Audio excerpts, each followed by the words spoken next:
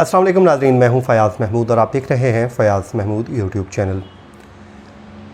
आप सबको रमज़ान मुबारक का महीना मुबारकबाद। और सबसे पहले आज हम बात करेंगे नूर मुक़द्दम कत्ल केस की, और उसके अलावा जो नूर मुक़द्दम कत्ल केस में आज समाअत हुई है उस पर बात तो होगी, लेकिन इसके अलावा 4 ऐसी ख़बरें आज मैं आपके साथ शेयर करने जा रहा हूँ नाज़रीन, और जिससे आप अंदाज़ा लगा सकेंगे कि जो पाकिस्तानी सहाफ़त है उसका जो मेयार है वो क्या रह गया है। 4 ऐसी ख़बरें जो 4 रोज़ में, यानी कि गुज़श्ता 4 रोज़, आप सैटरडे, उसके अलावा इस पर आ जाए जी संडे, फिर मंडे और ट्यूसडे, ये वो 4 ऐसे दिन हैं जिन्होंने 4 ख़बरें दी गई और 4 बड़े मीडिया हाउसेस। जब तक मैं नाम नहीं लेता आप ज़रा मेंशन कीजिए कमेंट सेक्शन में कि मैं किस मीडिया हाउसेस की बात कर रहा हूँ। बड़े मीडिया हाउसेस हैं, मैं ये आपको एक जो चलें हिंट दे देता हूँ, मेंशन कीजिए, फिर मैं देखते हैं कि आपकी और मेरी बात में कितना जो है वो सामने आती है कि हमारी बातें बराबर निकलती हैं या नहीं। अच्छा जी, 4 ऐसी ख़बरें दी गई जिन्होंने मुल्की सियासत में भौंचाल पैदा कर दिया इदारों में, और उसके अलावा ये हर ज़बान ज़द-ए-आम हुई। एक तो ऐसी ख़बर दी गई जिसको सुप्रीम कोर्ट ऑफ पाकिस्तान में डिस्कस तक कर दिया गया, लेकिन अब मालूम ये हुआ है नाज़रीन कि वो चारों ख़बरें फ़ेक न्यूज़ साबित हुई, झूठी, मनगढ़ंत और टेबल स्टोरी साबित हो गई। वो क्या ख़बरें थीं वो मैं आपके साथ शेयर करूंगा, लेकिन उससे पहले हम बात करेंगे नूर मुक़द्दम कत्ल केस की। इसकी मैं आपको अपडेट दे दूं, फिर हम इस पे जाएंगे। सबसे पहले जी, आज नूर मुक़द्दम कत्ल केस की इस्लामाबाद हाई कोर्ट में समाअत थी। नूर मुक़द्दम, जिनको 20 जुलाई को इस्लामाबाद में ज़ाहिर जाफ़र ने दरिंदगी के साथ, बेदर्दी के साथ कत्ल कर दिया था, उसका ट्रायल चला। ट्रायल चलने के बाद इन 3 मुजरमान को सज़ाएँ हो गई। एक को सज़ाए मौत हुई, ज़ाहिर जाफ़र को, उसके अलावा जान मोहम्मद और इफ्तिखार को 10-10 साल कैद की सज़ाएँ हुई और साथ में जुर्माने की।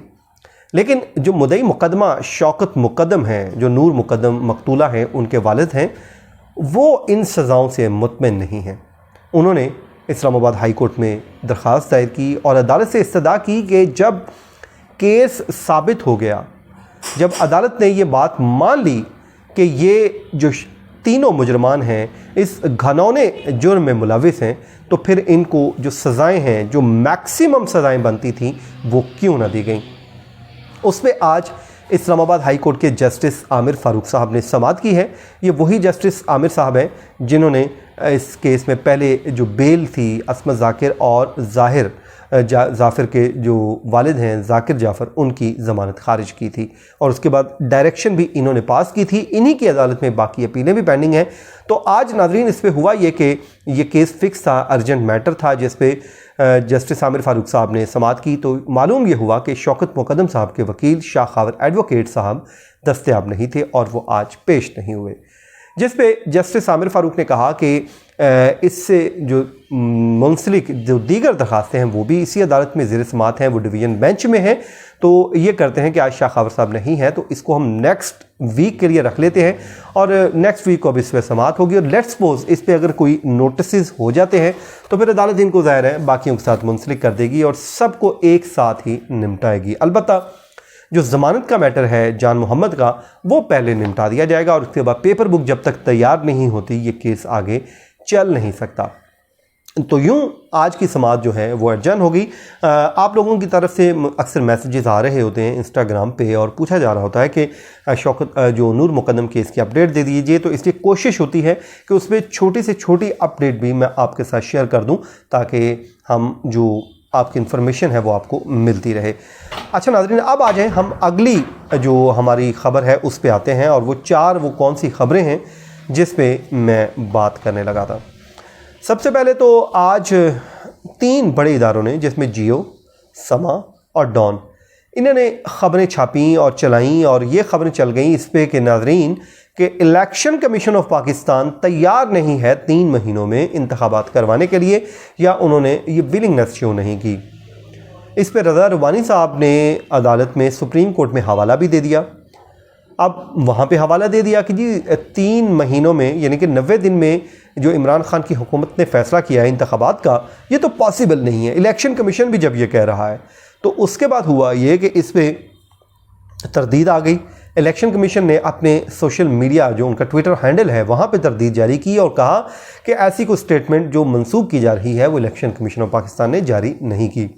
अब सवाल ये पैदा होता है कि ये खबर क्यों, कैसे और किसने छापी या क्यों लगवाई गई, ये इस पर तहकीकात होनी चाहिए और इसका पर्पज़ क्या था।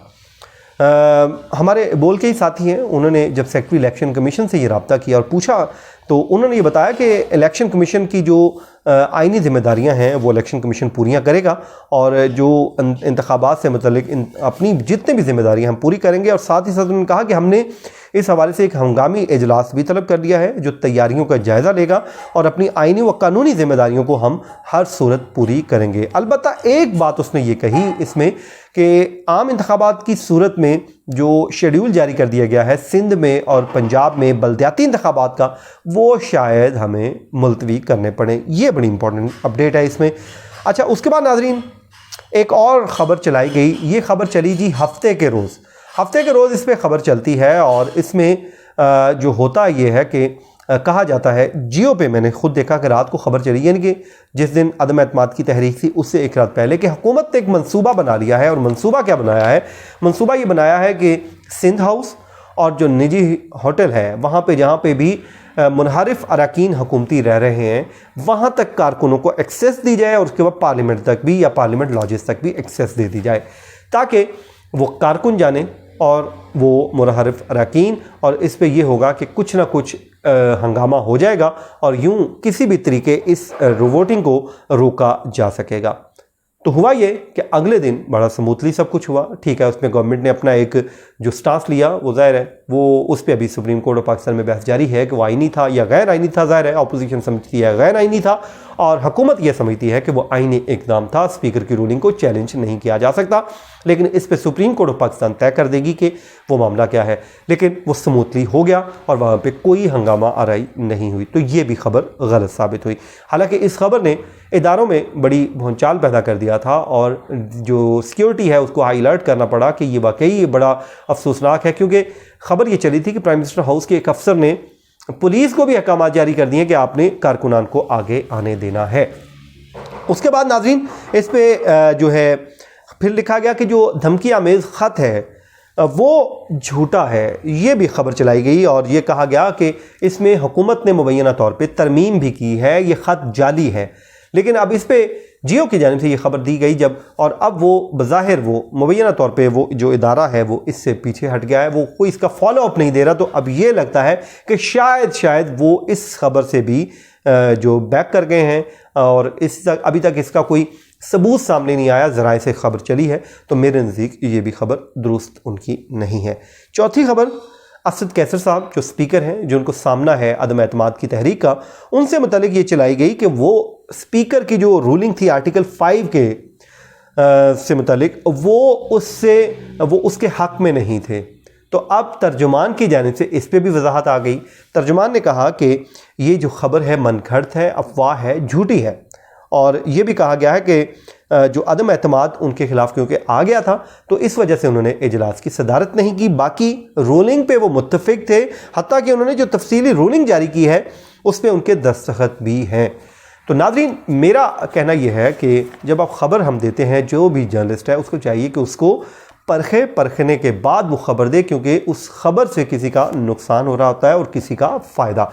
ठीक है, हमसे भी गलतियां होती हैं, जाने अनजाने में मैं भी कर जाता हूँ गलती को ख़बर में, लेकिन उसमें कोई एजेंडा नहीं होना चाहिए। जब एजेंडा आ जाता है तो फिर आप जो अपने प्रोफेशन के साथ बददयानती करते हैं, और इंसान को अपने प्रोफेशन के साथ बददयानत नहीं होना चाहिए। ख़बर अगर सच्ची है वो फिर जिसके भी ख़िलाफ़ है आपको दे देनी चाहिए। तो नाज़रीन ये था आज का हमारा व्लॉग। अपनी दुआओं में याद रखिए, जहाँ रहिए खुश रहिए। मुझे दीजिए इजाज़त।